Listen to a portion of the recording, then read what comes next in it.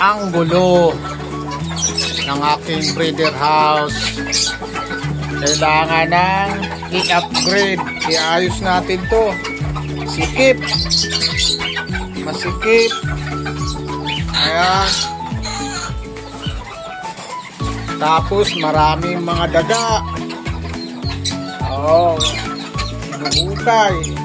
Hindi natin malinis-linis ng maayos. Ngayon, ito na ang oras para ayusin natin. Paluluwagin natin ng kaunti.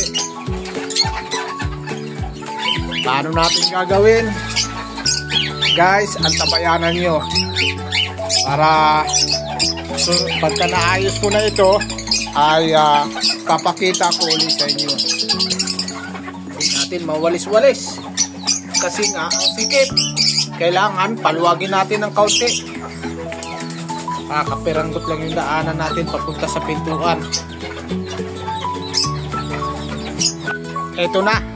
Nailabas na muna natin pansamantala. Para, ayan, yung mga future breeder ko. Yung Oreo. Lihat din yan.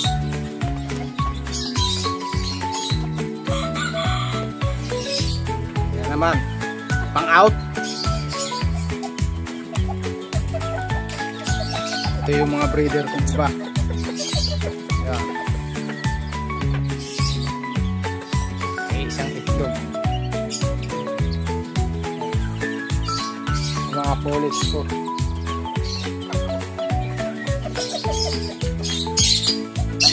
Ito yung kanilang kulungan.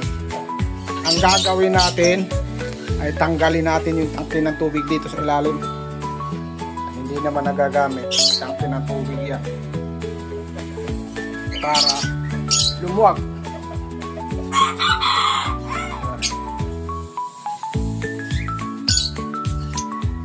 Yan na po mga kasirama. Naiayos na po natin. Lumuwag na po ng kaunti ang ating daanan sa ating kulungan. Ayan.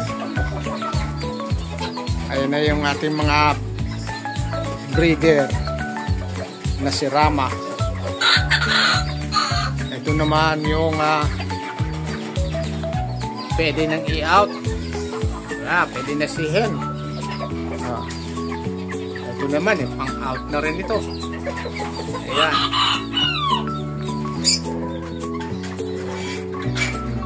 Ayan, pang-out na yan. Mahalaga dito, nabubuksan na natin yung bintana ng bahay. Ayan. Wala na yung mga abubot sa taas. Malinis na. Ito naman yung iba. Ito, pang-out na rin ito. Ayan.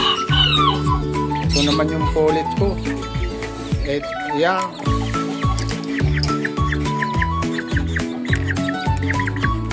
Meteor breeder na ito. Nakakaiba yung kulay nila.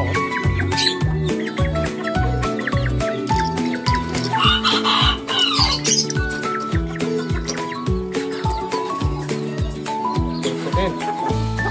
Pang-out na rin yan. Lalo na ito.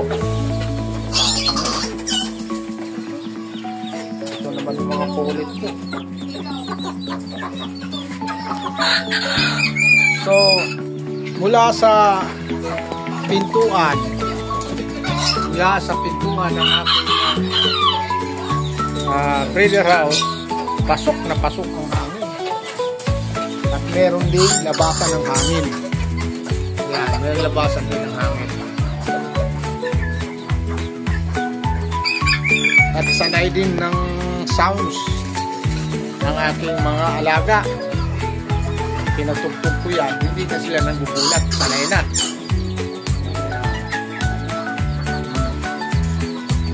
Ito naman, mga ibunan ko naman ito. So, madalit sabi ay napakaluwag na. Maayos na, naiayos na natin. At sisilipin natin ang anak ng liad na manok. Yan. Manila eh.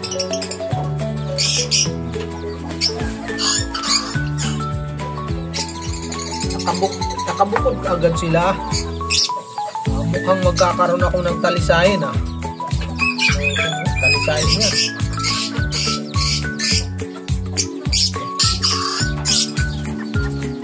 So guys, kung nagustuhan nyo ang aking video, huwag kalimutang i-like, i-share, at higit sa lahat, i-subscribe ang aking channel, JSD All Around.